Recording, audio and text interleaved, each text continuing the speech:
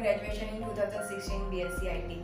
After that I think I have a knowledge but I don't have the practical knowledge very well. I don't know how to terms use in a project very well. That time I was searching like a class like that give me the knowledge practically.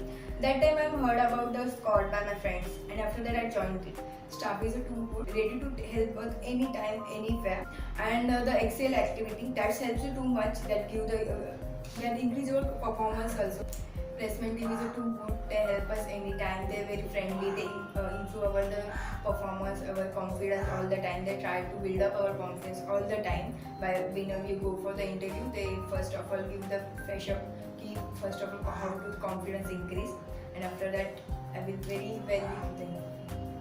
Now I joined the company Microsoft Infotech in a Kharghar as a .NET developer. I want to say thank you to all the team of our squad, like our staff, our placement team. I want to thank you to all the team because I got this job because of them, and I'm confident also because of them. And I like to recommend this squad to my friend for the .NET developer testing and any field. It's also too good.